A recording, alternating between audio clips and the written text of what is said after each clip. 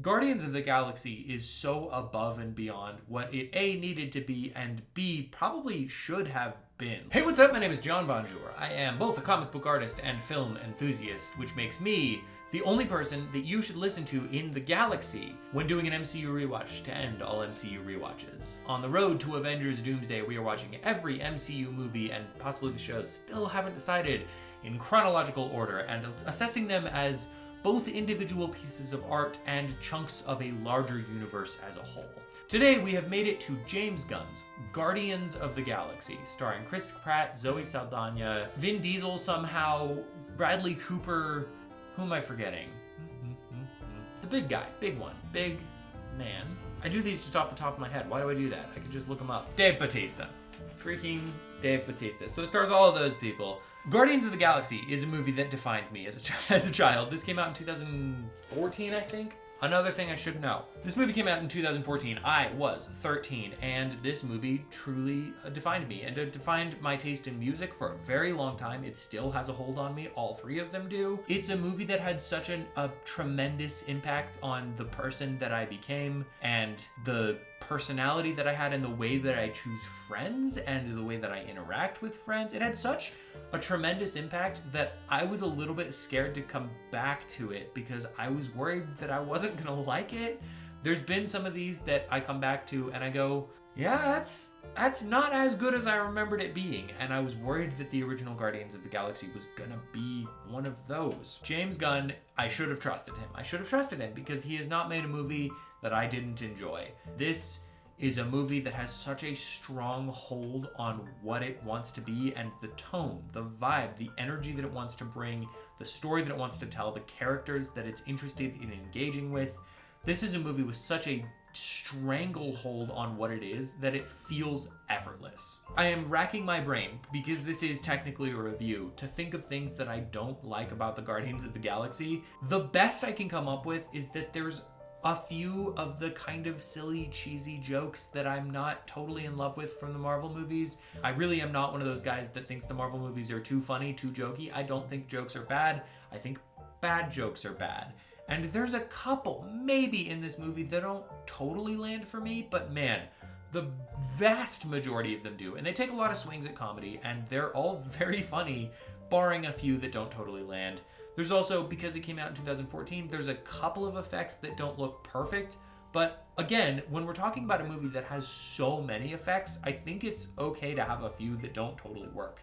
In fact, one of the things that I love so much about this movie is that it is a blend of practical and CG effects. So a lot of the sets are practical and they feel real and designed and tangible. And it's nice to have those kinds of things that feel real and then extend them with CGI. I think that's the way to do it, instead of like shooting it all in the volume and making it not really mean anything. It's nice to see this tangible real set and these tangible real costumes.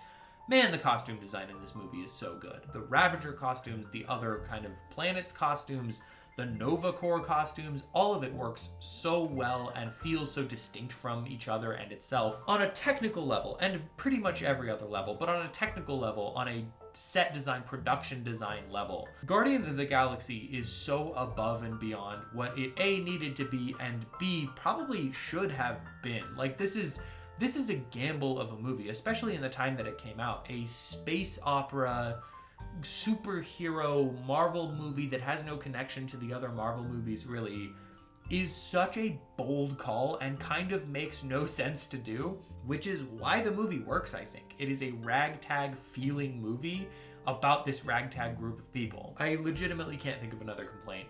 Oh, actually, no, wait, I definitely can. The villain sucks. This doesn't suck. He's not great. Ronan the Accuser is not an engaging villain, kind of at all. He has no real ambition that makes any sense. He just wants power for power's sake. He wants to destroy the Xandarian civilization because of reasons. He references the idea that he's this like old guard of guys, of like army guys, and people call him a terrorist because he sticks to the old ways. But we don't know enough about the Kree, and this is even after Captain Marvel in the chronological side.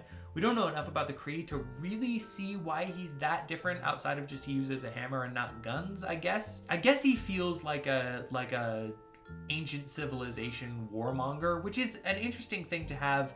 I just don't know that he really does anything with that in this. Like as a villain, he doesn't have a strong motivation, at least that I really care about. He doesn't also have a uniquely solid plan, so he just doesn't play as a good villain. He's kind of boring to watch and doesn't have a lot going on. But it doesn't really matter because the movie isn't about the villain. The movie relies very, very loosely on the villain, actually, which works out quite well when he doesn't really play. But outside of the villain and outside of a couple of jokes that don't totally land, Guardians of the Galaxy is one of my favorite MCU movies ever. I think there's so many good things, and I want to kind of dive into a lot of them.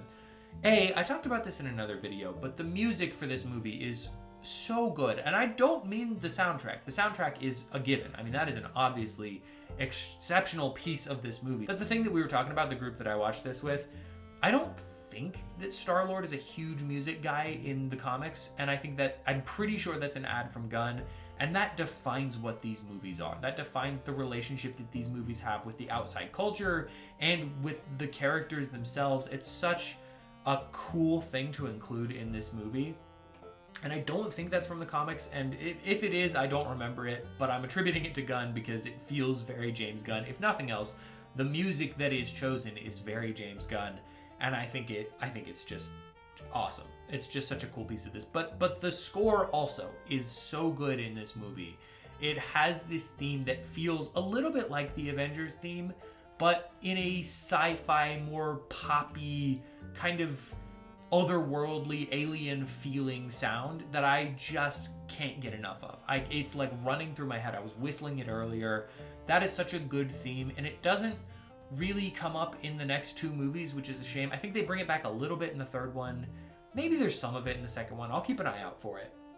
But that theme is so good that it makes me sad that we don't linger on that for more of the other movies. But in this movie, it has these dramatic, heroic moments that really pull everything together. There's moments where characters, like when Rocket has the big gun and it like extends out, that has such a great musical sting attached to it. And moments where they're holding the Infinity Stone all together, that's not a song that's playing. That's score. That's rock solid character piece score that I think is so good. Speaking of characters, the way that this movie works is completely on the characters, and that relies on both the casting and the writing, both of which play perfectly together. I cannot imagine anyone else's Star-Lord. I know a lot of people have a lot of problems with Chris Pratt, and I don't know enough about them to say whether they're valid or not, and also, I'm not the arbiter of that, but he is undeniably built for this role. Zoe Saldana as Gamora is also just incredible. Again, it's the kind of role that I'm like, anybody could play that, except when she becomes it, no one else could play it. Dave Bautista, he defines what Drax is, and he does such a good job with it. He's kind of has that he's cut as hell. I mean, he just looks phenomenal. And B, he has that kind of more literal sense about him, and I think that really brings that truth to the version of this character that doesn't understand metaphor or any of those kinds of things, sarcasm. He's so fun in that, and he plays that so honestly and truthfully that you just kind of can't not believe him. Bradley Cooper as Rocket does some of the best voice acting in the MCU, certainly, but maybe ever. I made a whole video about how I don't like when celebrities are cast to voice characters, and this is not one of those examples. He has this raw depth of emotion that he brings to Rocket Raccoon that the character relies on. And honestly, as we go through the trilogy, we kind of learn that these movies are really about Rocket Raccoon. Even if this one is more about Peter Quill, it sets the tone for what Rocket is and what he's bringing to the team and what his challenges are. And you cannot make that work if you don't have a actor who is bought completely in and able to sell you on this little raccoon being a character, a person with feelings and hurt and emotions and layers of complexity. I think it's amazing to me how much this movie makes me care about both a raccoon and a tree, and the tree is played by Vin Diesel. I have a special affinity for Vin Diesel. My friend and I are making a whole retrospective show about Vin Diesel. More on that as we get into it. I was initially kind of like, why are you casting Vin Diesel to say 3 words? And as stupid as it sounds, I actually think he does a very good job with those 3 words. It's not like they're just playing the same soundbite. He is bringing emotion to each of those 3, and he really seems to care about making this character important and about making those 3 words mean something. And 4 words, technically, as he says, "We are Groot" at the end of the movie.